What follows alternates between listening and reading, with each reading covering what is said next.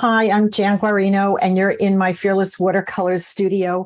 And today I'm going to be demoing a commission that I got. I figured I would record it and let you see how I do it.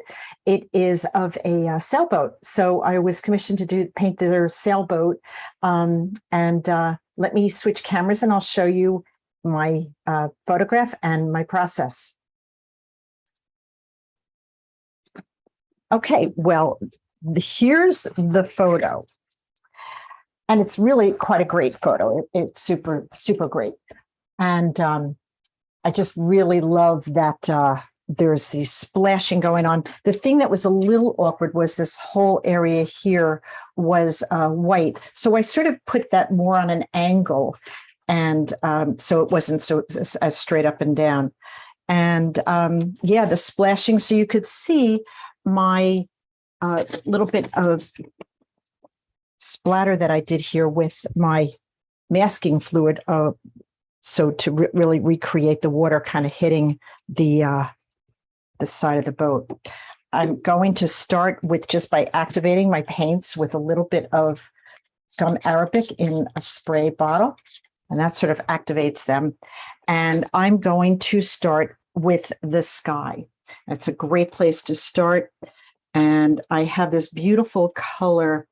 It's, I'm going to mix actually probably two colors. It's a very soft blue. And I'm going to pick up my nice big number 20 brush here. This is a number 20. It's called a silver black velvet. I get it from Cheap Joe's. This is sort of that radar thing, that Guarino radar up there. So I didn't mask it. I figured that's a big enough area that I'm able to really work around it. And this is a typical image of the North Shore of Long Island, the Long Island Sound. And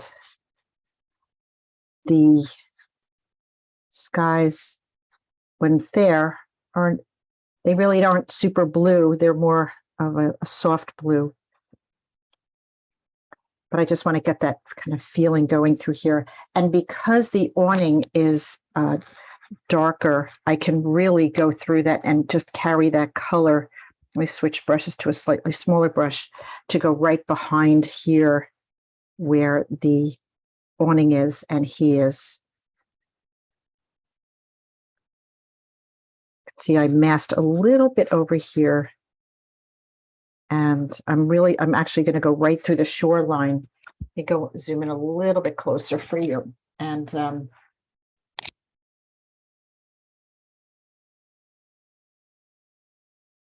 the way that you put this on really gives you an opportunity to have some nice light skies, clouds, and whatnot.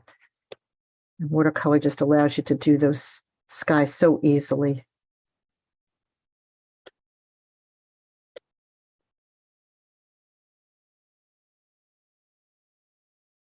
Now, I'm not saving very much here. This is a darker blue, but I'm going to kind of go around it. Actually, I really don't even have to go around it because that's really going to go darker. So this is where I usually say, don't save your darks, because they're going to go darker. And so you don't have to have it look cut out at all. So let me go right through this little area right here. Because you do see the sky and the horizon that is just past beyond through the boat and through all the rigging here. And here's a little bit of water. So I'm just going to carry this down a little bit more here. It's a nice white thing here. I don't know all the terminology for boating, sailboats. I know a little bit because I used to power boat.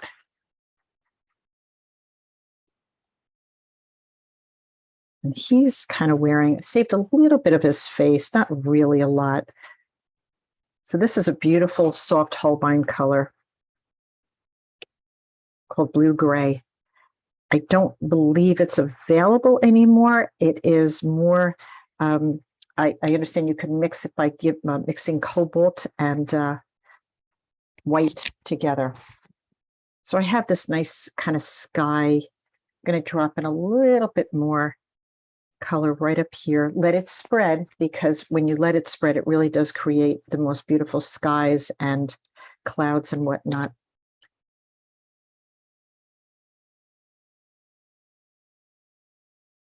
Now this horizon is, green, of course. It's the actual horizon line there. And then we go into the water. So I want it to remain soft. So I'm going to add a little bit of green now to it. And I'm picking up a combination of greens of my undersea green and a little bit of my cascade green. One is a warm green, one is a cool green. And I just want that to go kind of soft here. I like doing commissions. They challenge me, and it's an interesting challenge of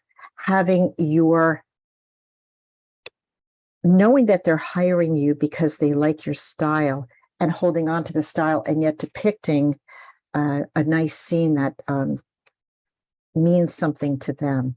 They give us gifts. Could be a portrait, or I've done a number of boats. I've done a number of houses, children, family members that have passed. And you don't always get like the best photo, but sometimes you get lucky, and you really can.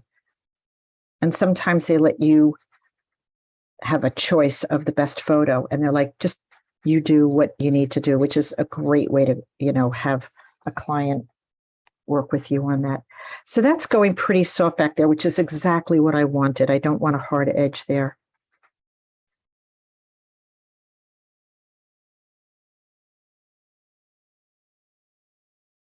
Just want to suggest a little suggestion of the horizon and of the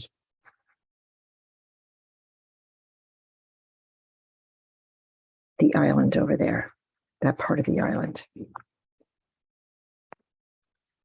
I want to give a little bit of color to the sail right now. So I think that would be a really good way to go. So I'm going to add a little bit of that. I'm going to keep those colors pretty much like I have been using, which is the blue, but I also think that it would be very nice to use a little bit more of a violet color as well. So I'm going to pick up a little bit of violet with that same blue and give it a little bit of a feel that the wind is kind of coming through it and the sail is there. And sometimes the marks look a little odd because they're, it's not a completed painting, obviously. So you have to put things like this down and wait to see how the rest of the painting sort of comes around and make adjustments as needed.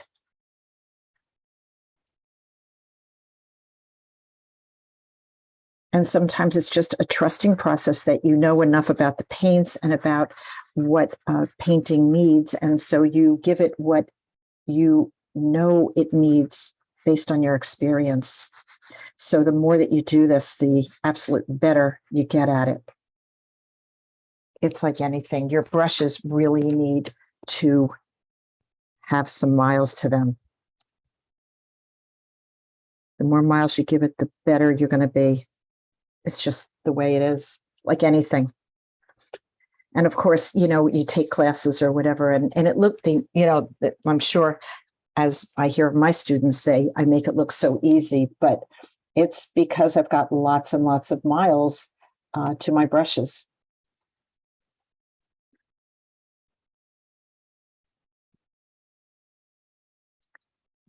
Now, you also need to know where to work and where not to work. So this is still wet up here. I don't really want to touch any of that. So I'm going to move into maybe some of the areas of the boat itself.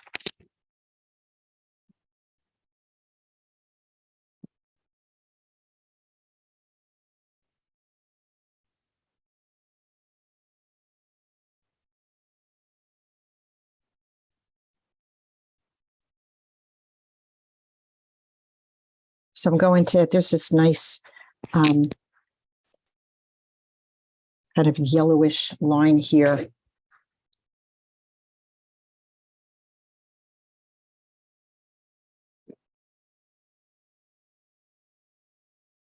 Maybe it's wood. I don't really know what it is, but whatever it is, it works. And I like having a rigger. A rigger's a really good brush to have. Nice, thin, long lines you get with these. It's great.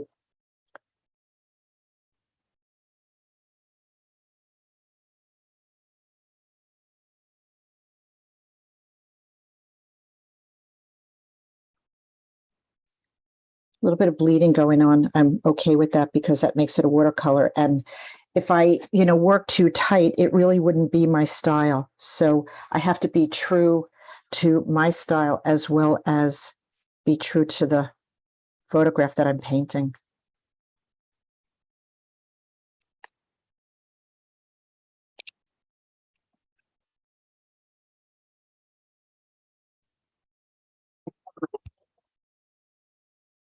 There's really this lovely area on the bottom here, this deep dark blue. So I'm going to use my indigo for that. There's a white line, which I'm just going to save and go right through this area here. One of the things you have to be careful with watercolor is going too light. So when you want things to go really dark, you have to monitor how much water to how much paint.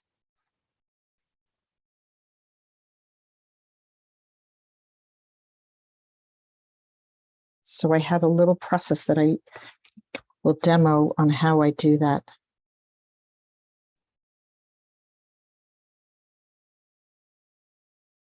Because I could see that blue line already went too light for me. It's got to go darker. It's okay. We'll go darker with it. But this, I don't want to have to come back into this area here. So I'm really getting my, one of my favorite colors, indigo here. And I'm just going to keep dropping in what I call charging these areas with more and more color so that I can monitor it as it's drying and it stays deep, dark, rich, beautiful color.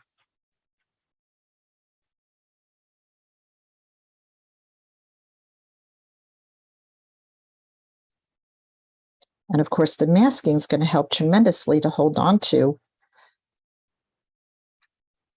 the whites.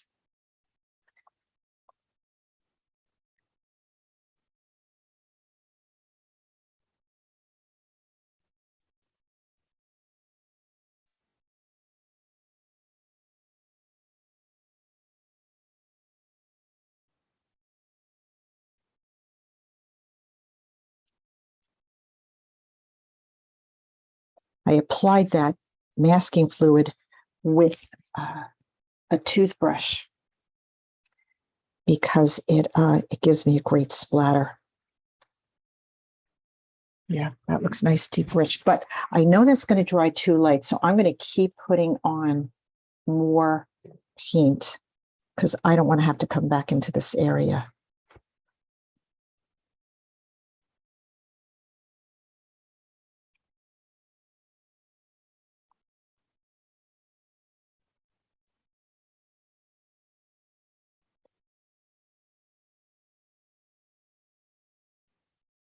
It's always about how much water, how much paint, and that's just something you sort of learn over time.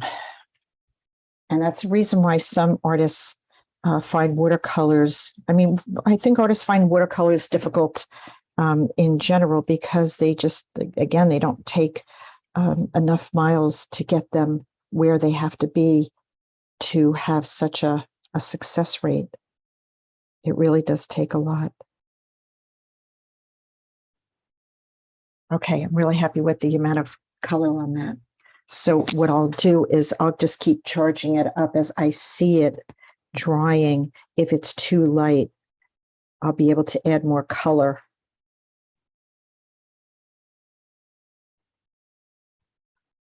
And have it really pop up. So a lot of white on a sailboat, which is great. So this is all starting to dry, which is good also. So there's some beautiful, this whole area is wet down here. So I'm just going to wait to work up here because my hand, I don't really want it to interfere with that. I'm going to look for a nice blue for the water. And I think ultramarine is probably going to be the right color. So let's take a look. Yep, that's perfect.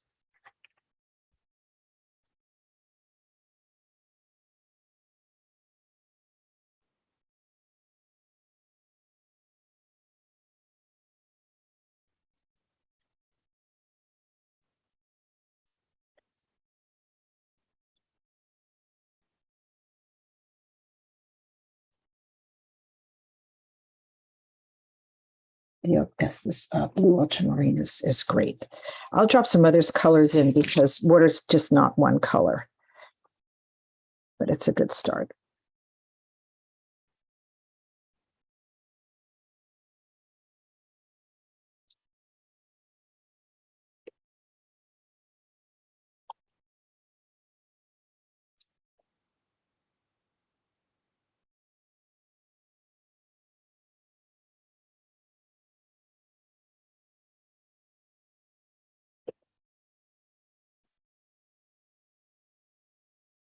Little white caps, perfect.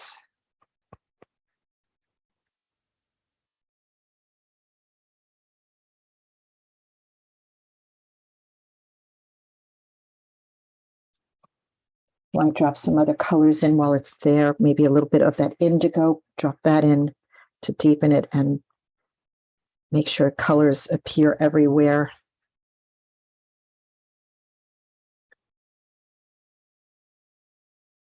And I think I'll drop some of that lighter blue that I had in also, just to give it a feeling of lots of color, lots of colors going on.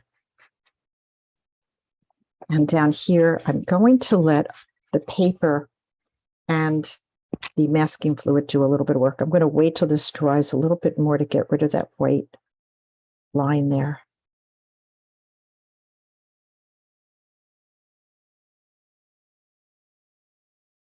So by using the paper has texture to it, so I'm able to get even more feeling of waves.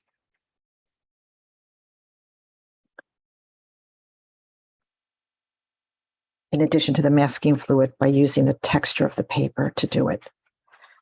Watercolor paper has fabulous texture, fabulous textures. And so there's all different weights. I prefer a hot press, which still has tooth to it. Cold press has more tooth.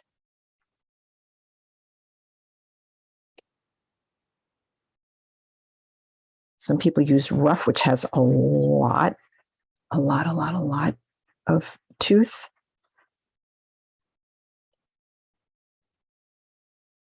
Meaning just more bumps.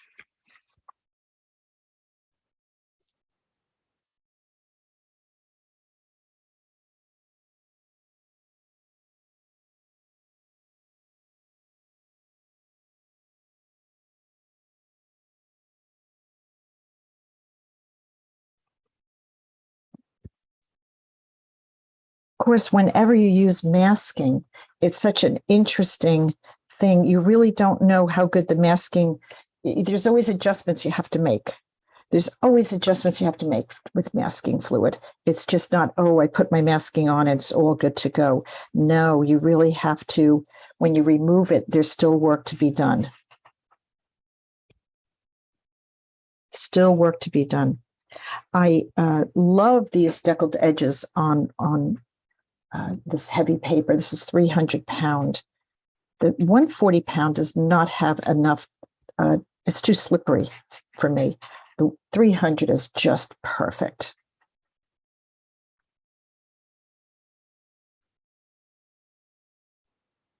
Has just enough tooth, and the paper, everything sits on top very nicely.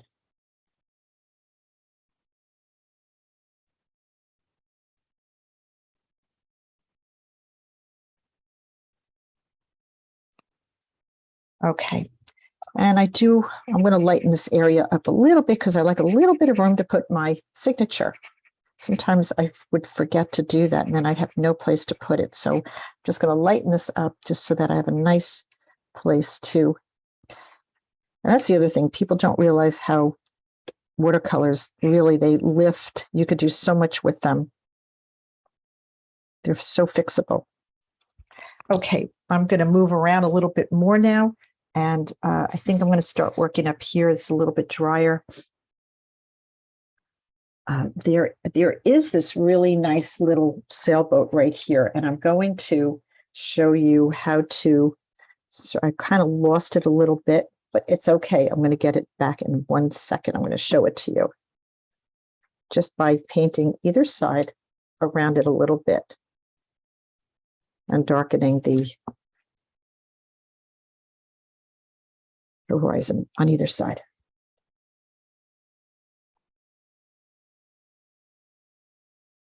Which is actually works out well because I didn't want it to be bright white.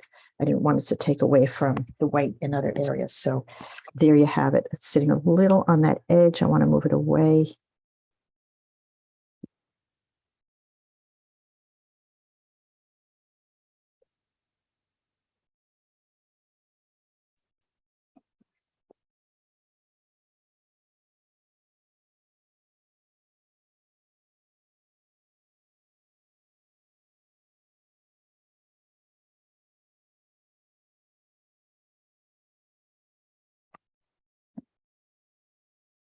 All right, now I'm going to go in and I have to add a little bit more blue in here. This is the area of the horizon, the boat that you could see through the water. So I have to go deeper with this color in here. That's still the same ultramarine. It's important to have a good drawing so that you know where you want your marks to be. You're not worried, but it also requires painting with your brush. Not every mark is going to be there. And so you do need to look and observe your source. You really do need to do that.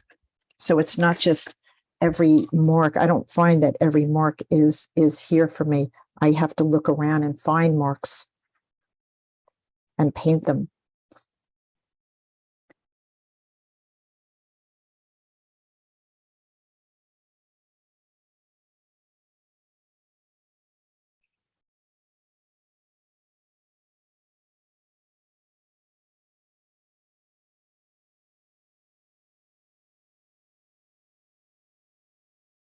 Otherwise, I find watercolors are just too, perfect. And then you're really not using the medium to the beautiful aspects of the medium. Okay, this is dry up here. So I'm going to work up here a little bit more now. I'm using a much smaller brush and going back to my indigo.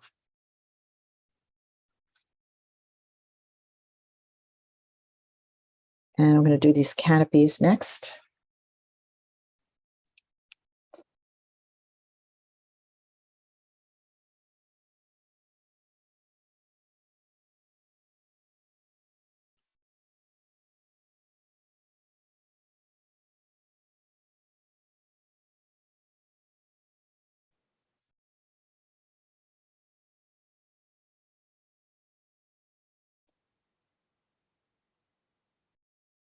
When you use a smaller brush, you could really go in and make areas much darker. This is all drawing really nicely down here because I really took the time to charge it up. So I was really glad I did that. Sort of knew I needed to do that.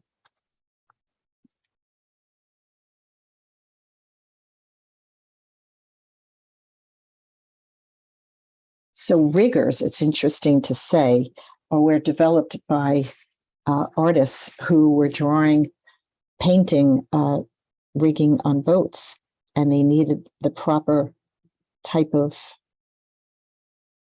brush to do that. And so they developed riggers. But I like using them for a lot of different things.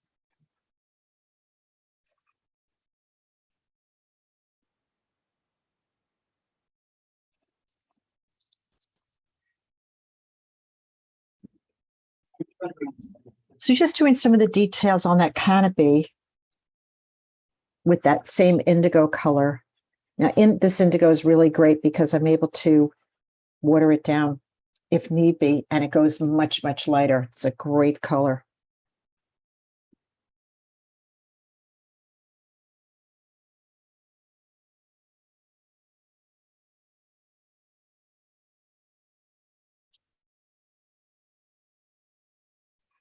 It's important to switch brushes and use the right brush for the right job. And I find that sometimes, you'll get stuck with a certain brush in your hands and you don't switch. I have, you could see my brush holder here, and, my brushes are lined up ready to go because it's really important to have them right there and to access.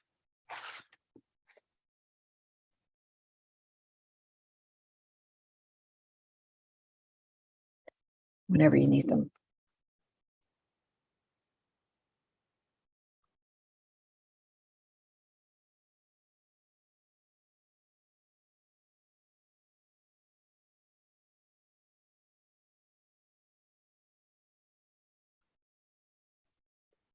Mostly this idea here is just about painting shapes. It's really like, what is all this stuff? I don't even know what it is, and I don't have to know what it is.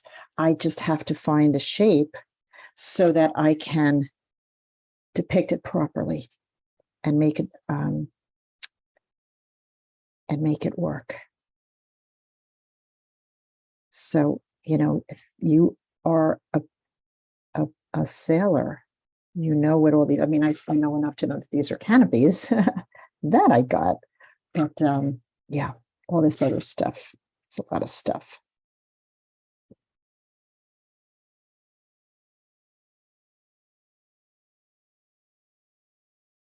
And so you can see how much lighter this color is here on this part of the canopy than down here or up there, which it's a little darker, and I could go darker yet.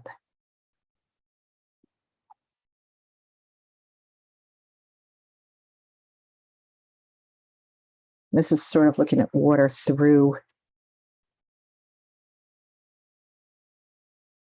the glassine of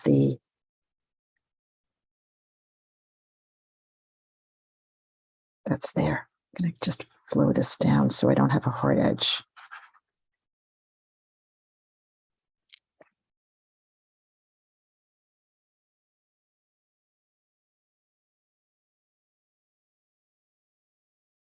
Okay.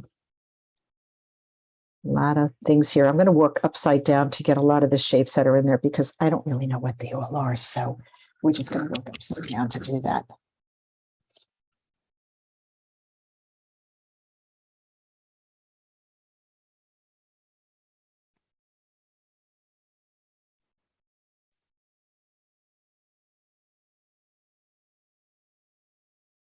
Just want to give a little bit of something to create these shadows here. So the violet is a perfect way to do that. I'm really not I like working with color rather than just tones. But values and tones are super important too. Super important.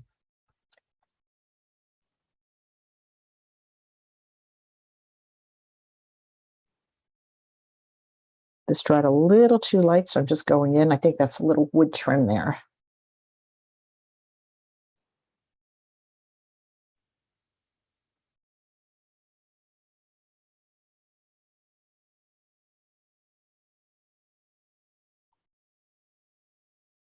So if something like that happens, where a color just goes on a little too dark, I really don't worry about it because I could really spread it around and use it in different parts of the painting. It helps. And of course, things lift up, and a little bit of color and tone is really good. We know the boat is white, but we do also know that there's shadows and whatnot going on, which you want to suggest.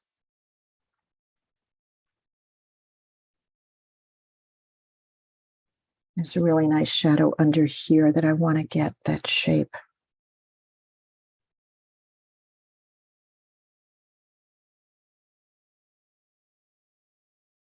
And we'll see how I did with my masking when everything is all said and done.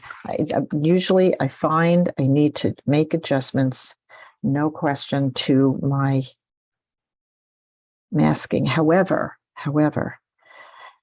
the more you put it on, the more you play with it, the better you get at it, like anything. So I find that I'm a little better at my masking, but I always recommend to students that they don't just say, okay, I'll lift my masking at the end and voila, I'm done, because that's really not the way masking works. Inevitably, you're going to be disappointed about some part of the masking and you're going to want to make some kind of an adjustment. And just plan for it. Just know that you're planning for it and it's going to happen and you're going to need to do it. It's just the way it is. And of course, it just looks like a pile of shapes right now because we're still in the process of making all of this pieces come together.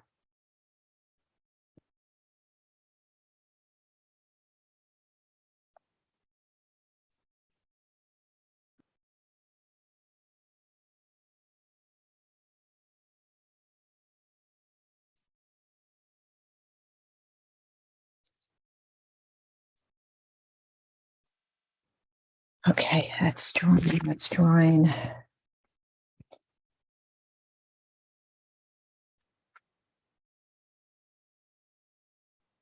It's important to work around areas that are, avoid areas that are too wet just yet, and paint areas that are dry, unless you're doing a wet into wet technique.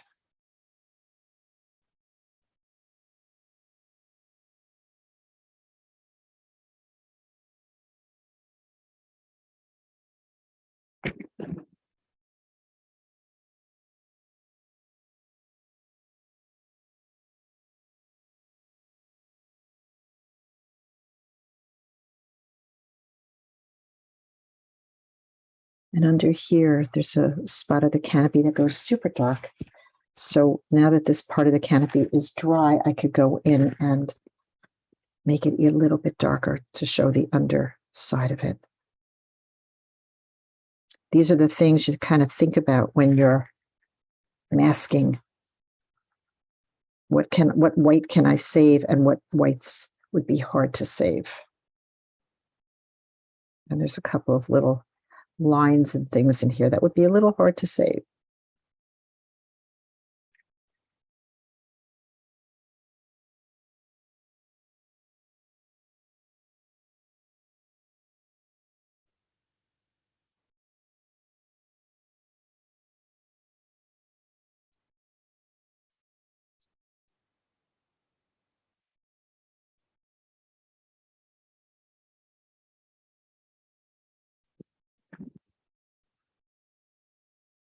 Let's add a little tone to him.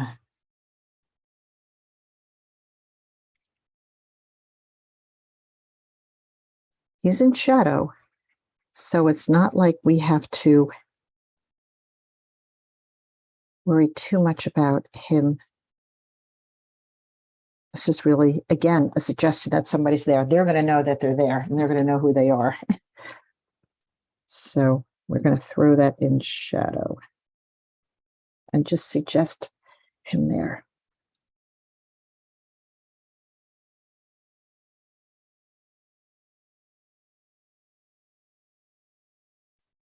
Do it all in layers, all in pieces, all in parts to come together.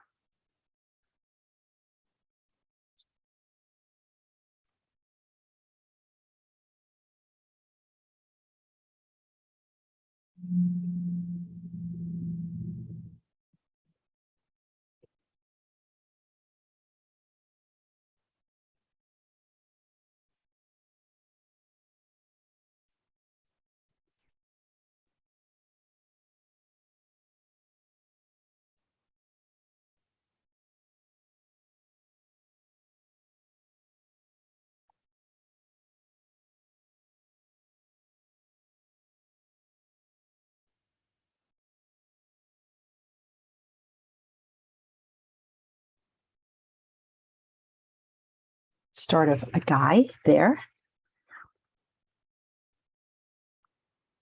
There's definitely some areas that I want to go into and remove the masking sooner than later, because that gives me a chance to see the whites that I saved and work with them.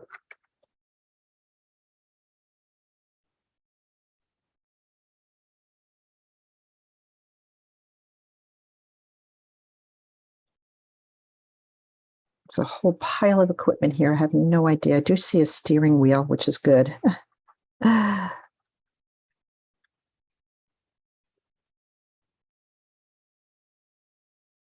These are the kinds of shots that only friends can give you, because you're on the water and you're moving and you can't take the shot yourself. So somebody's out there capturing this. This is a good one.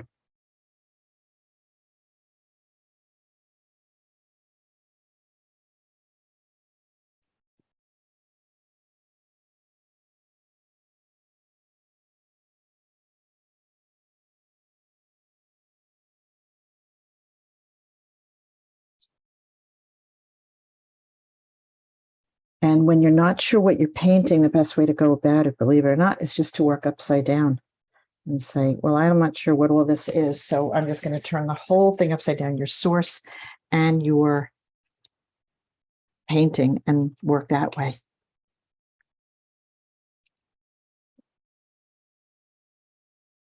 See some hard edges here that I want to just soften a little bit before I remove that masking fluid.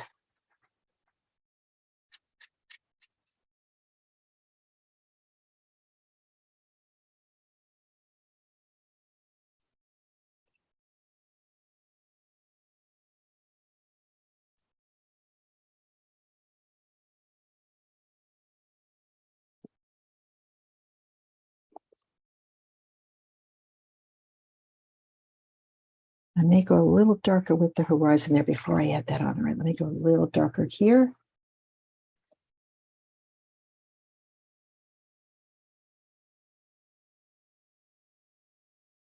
A little bit more of the horizon there.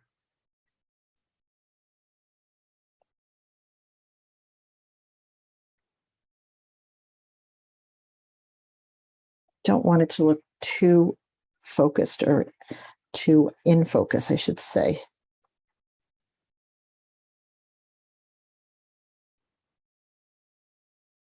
I want it to look soft in the background. See, the cameras show everything up with such great detail that we think we have to paint everything with such intense detail. But I like to throw things in the background out of focus. So the painting will focus on what I want the viewer to see, which will be, of course, the boat. Now, to lift some of this masking, I'm going to do some of it as we go along here. You use because masking fluid is liquid rubber cement, you use a rubber cement pickup, which is what I have here.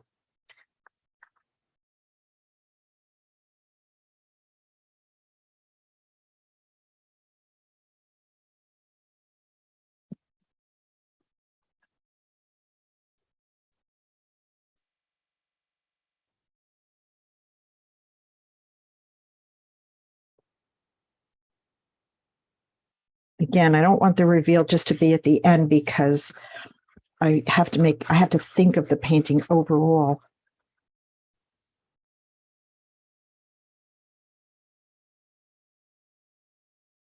And work with what in the entire painting. So the whites are so important down here that I want to be sure I like them. And again, I'm sort of waiting and letting the painting dry a little bit more in certain spots. This is sort of a little damp here, so I'm going to go over here where I did not go back over it. Look at that spray. That's fantastic. That's great. You can also do it with white paint, but I think because it's such a beautiful way to use your masking fluid, to do it now is just great. To do it with masking fluid and not with white paint. There's no right or wrong. The rules are really out the door.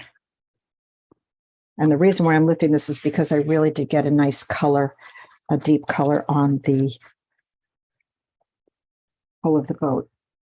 Yeah, these splashes look great. I'm really happy with them. I don't really see a lot of areas to correct. This perhaps isn't working for me. So I just probably need to do something with that.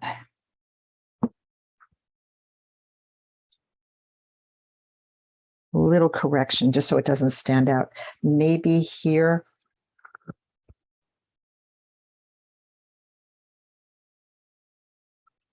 And really, you don't have to eliminate it. You just have to soften it and add a little color so it doesn't stand out like the way some of these white ones do. Yeah, this looks really, and I could also splatter blue later on this, and I'll show that to you how I do that. Okay, I'm going to take the painting upside down, and I'm going to work in this area here, and it will start visually making more sense. Before I do that, I'm going to get these windows. I'm going to use my indigo again. Lots of paint. And not a lot of water.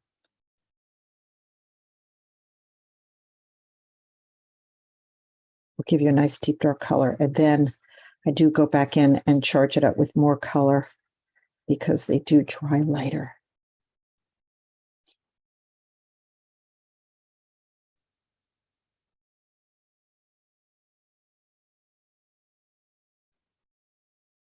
You know,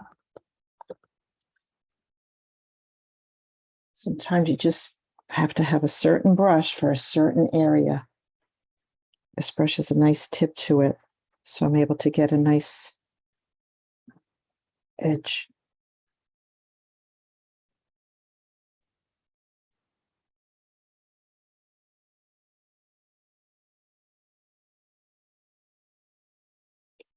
And charge it up so that as it dries, you're giving it more color.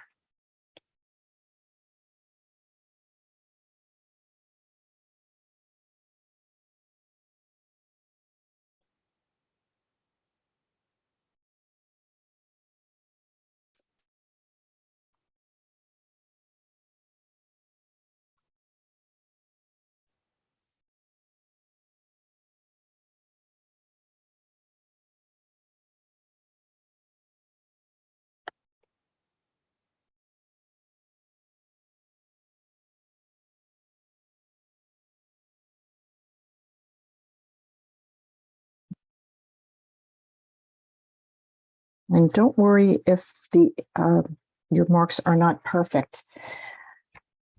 It's a painting, and people, want a painting. They don't want. They have the photo. They're looking for your impression, your take on the photo. So it's important to, keep the thought in mind that it is a painting and to be painterly, which certainly eliminates anything of perfection unless you are a realist, which is not what I am. I paint realistically, but more impressionistically. Impression realistic, I guess, is the word. I want it to look painterly. I want to be sure that I'm in this painting, that my style and the things that I love about watercolor are present.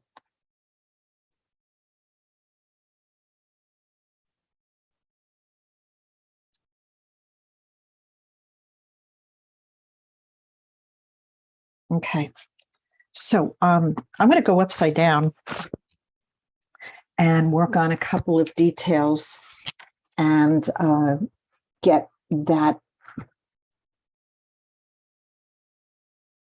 sort of going so that more of it has a completed look. It won't just be complete until I start adding those details. And then the rigging, which is probably my most fun thing to do, will be the final thing that we'll add at the end.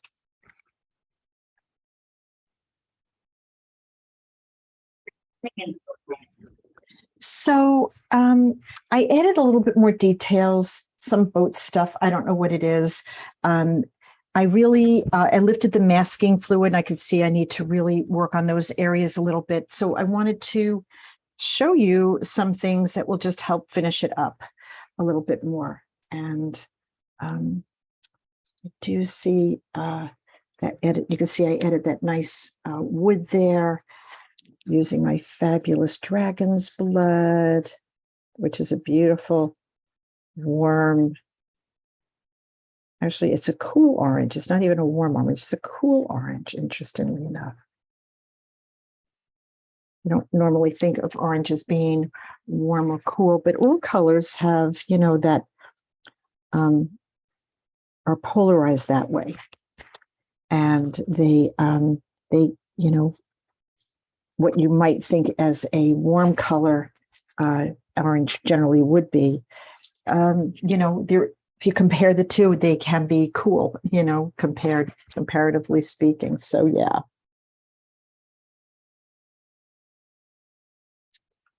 Okay, so I want to work a little bit on fixing some of these lines. I could feel that they're not quite as accurate as I would like them to be. And I want to show you how I pull some of these lines together using my rigger.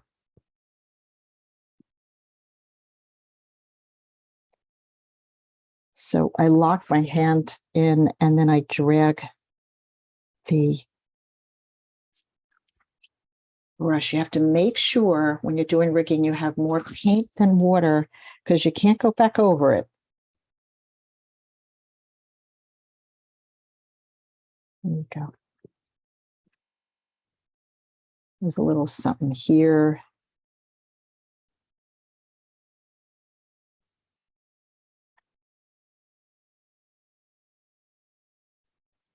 So it's just, and if you have to practice on a separate piece of paper just to get the feel of the light touch that you need to have, then that's what you should do for sure. Turn my photo upside down so I could see where these pieces are coming into. I generally like to add more rigging than is there just as an emphasis, but I'm not going to do that on this one because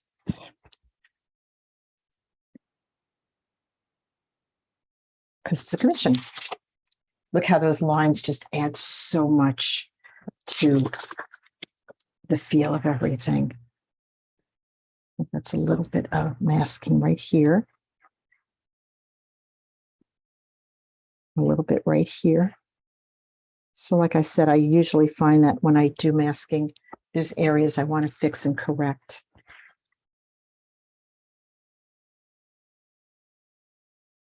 And this is no different, but it's just part of masking, is knowing that you have to correct it. And then it'll be so much better when you do.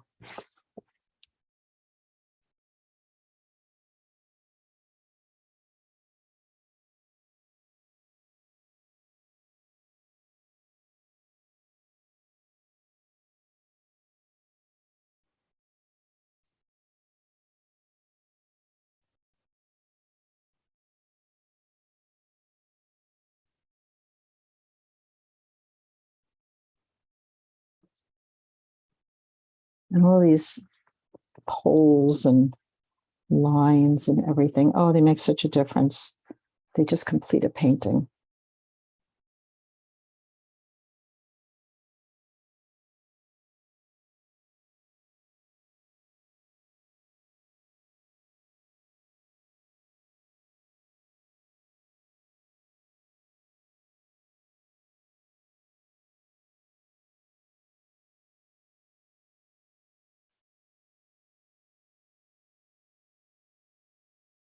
And chrome here, there's a light side and a dark side. So I'm just going to go right over the masking and add that little bit of darkness to the other side of it.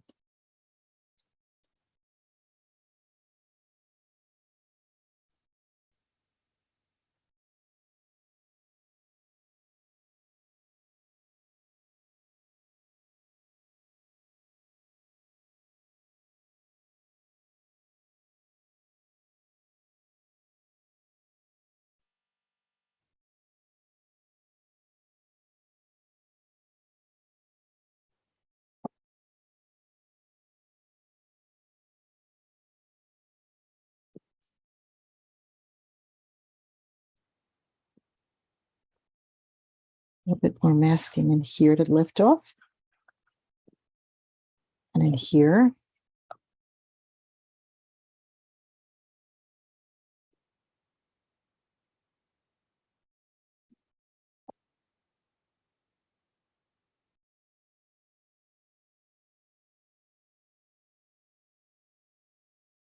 Just giving these poles a little bit more emphasis, the ropes, the lines, the railings. And then I'll take inventory and see what else it might need.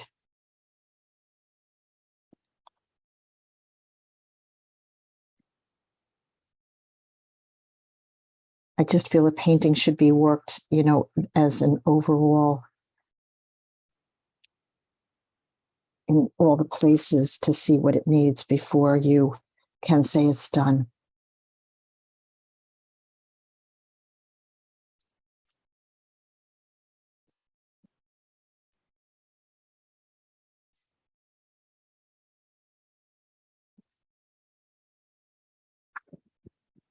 The railings, the ropes, so much good stuff.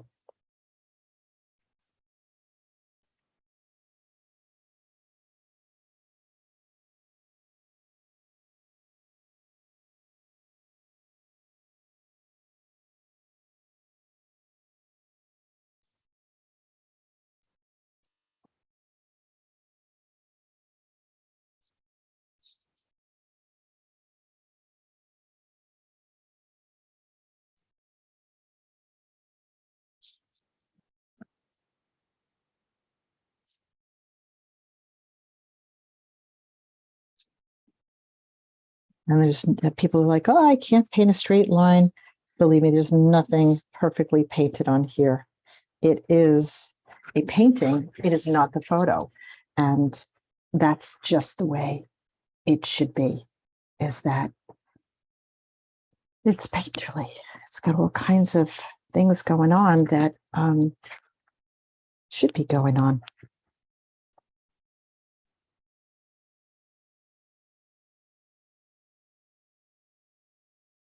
So much more I could add here. It's so good.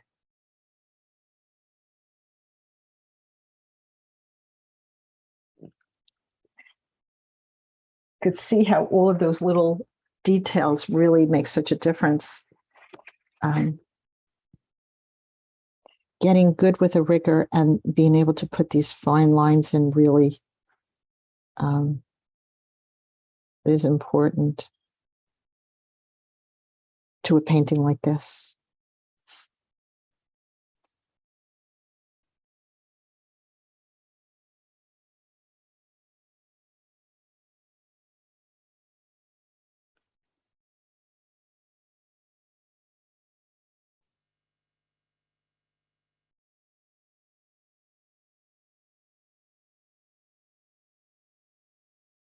Ship's wheel.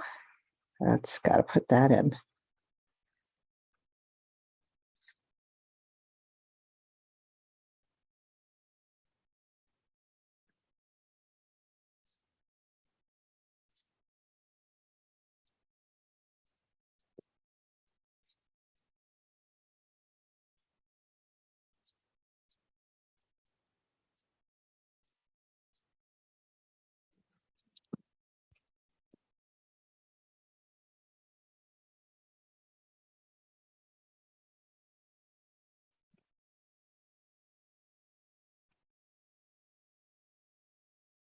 Sometimes you just have to take something and blend it out a little bit for it to work.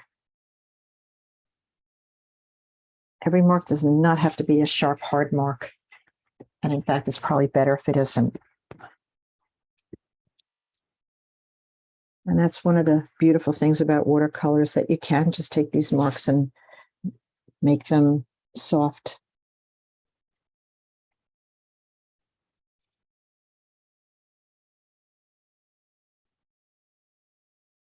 Railing here. So yeah, I think we're just about done with this. And another good idea is to take it and stand away from it a little bit and have it be something that you look at from a distance as if it were being viewed on a frame, on a mat. Do you feel this needs a little bit more? That's a lot more. Oh, I don't worry about that because I got plenty of places to go with it. I got to really push it around, which is what it needs. But it needed a little bit more oomph there.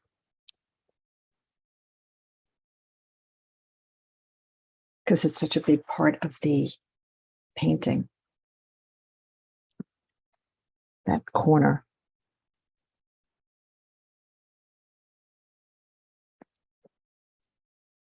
We're pretty close to being done. But, oh, you know what I wanted to also do is just show you an idea on splashing a little bit more on the bottom here. So I'm just going to cover up the top part of the painting where I don't want splash to go, and cover that up with a tissue. And I want to take and splash some blue into here. There's a couple ways to do that. I'm going to take my toothbrush, old toothbrush, and I'm going to paint some of the ultramarine onto here.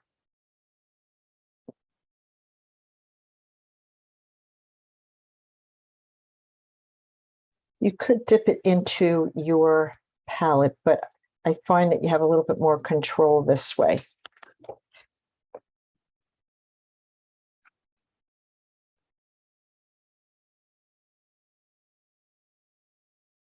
Yep, that looks good. Just a little bit extra of the darker splash.